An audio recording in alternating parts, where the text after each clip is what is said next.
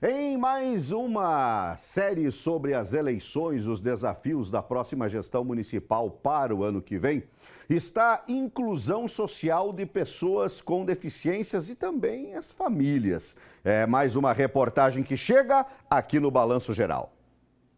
Ela nasceu com hidrocefalia leve, paralisia cerebral e macrocefalia. Ele nasceu com a hidrocefalia leve, ele tem epilepsia. O relato da Ivone é apenas um recorte da vida dessa dona de casa, que com 2 filhos com deficiência, há 28 anos, idade da filha mais velha, não pôde mais trabalhar e tem se dedicado integralmente a viver por eles. Ela nasceu com 8% de chance de vida, ela fez transfusão de sangue, fica mais ou menos 40, 50 dias internada. E dali começou toda a nossa corrida. Quando a filha mais velha estava com 6 anos, o segundo filho nasceu, também com problemas de saúde. É um pouquinho diferente da Andressa, que é convulsível. Ele teve dias que ele teve 15 crises numa manhã. Ele nunca foi pro CAP, mas ele teve atendimento nas clínicas, como fonoterapia, psicólogo.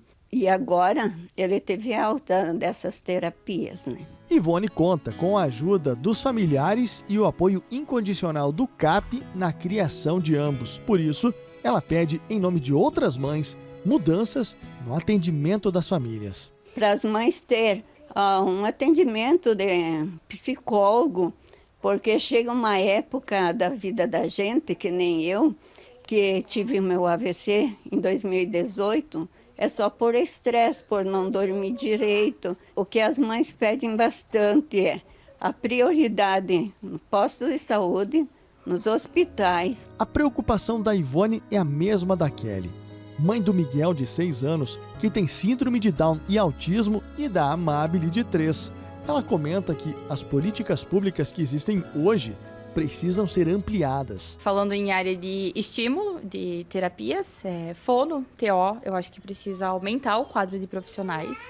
Na parte escolar, precisa haver, de fato, uma inclusão, não só no papel. Eu acho que a inclusão tem que ser feita. Precisamos de professores capacitados e interessados. E eu acho que na parte de saúde também. Em Chapecó aconteceram alguns casos municipais, inclusive de atendimento municipal, de você chegar no atendimento e a pessoa não saber que o deficiente tem preferência de atendimento, não sendo emergência, né? Ele tem. Então, você tem que acabar, assim, dispondo com quem está atendendo para conseguir fazer valer os direitos, né? De acordo com a Kelly, o essencial seria fazer com que a prática não seja diferente do discurso. O bom seria que caminhassem junto, né? Mas tá distante. Hoje, a Kelly também faz parte da Aldeia 21, uma associação que conta com 150 famílias de 30 cidades da região e que foi criada para dar visibilidade ao tema e principalmente difundir a informação sobre as pessoas com a trissomia do cromossomo 21. A gente precisa de governos que pensem nas pessoas, e nas pessoas como um todo, que a cidade seja para todas as pessoas, né? E não só para alguns. E precisamos que, para além das políticas públicas que garantam os direitos das pessoas com deficiência, que hajam ações de conscientização da sociedade para mudanças de atitude. Porque a inclusão a gente vai fazer por meio das atitudes das pessoas. A presidente da Aldeia 21 dá um exemplo sobre como a conscientização e educação sobre inclusão precisam ser melhor trabalhadas na sociedade. A questão das vagas de estacionamento para pessoas com deficiência. Quantas vezes a gente se depara com veículos sem a credencial? Com veículos que não são de pessoas com deficiência, né? Estacionados nessas vagas. Ou, por outro lado, quando eu, por exemplo, estaciono numa vaga de pessoa com deficiência com a minha filha, que tem síndrome de Down, já teve gente que xingou no trânsito porque eu não estava usando uma cadeira de rodas. Só que essas vagas não são só para pessoas com cadeiras de rodas, mas uma parte da população não sabe disso. Então, a gente precisa trabalhar ações e políticas públicas, mas precisa trabalhar também com a conscientização para que o mundo efetivamente seja para todos. Mas, para o Ministério Público, a cobrança sobre a efetividade das políticas públicas relacionadas às pessoas com deficiência não deve recair somente em cima do Executivo Municipal. É responsabilidade dos vereadores, a partir da próxima gestão ou legislatura, também cobrarem e fiscalizarem essa efetividade. Quem afirma é a promotora e coordenadora do Centro de Apoio Operacional dos Direitos Humanos e Terceiro Setor do Ministério Público de Santa Catarina. Não somente de fiscalizar, mas de também impulsionarem todo esse processo, né? De entenderem a importância disso e de observarem que essas pessoas precisam realmente ter acesso a tudo, né? A escola inclusiva, as pessoas com deficiência têm que conviver na sociedade com todo mundo.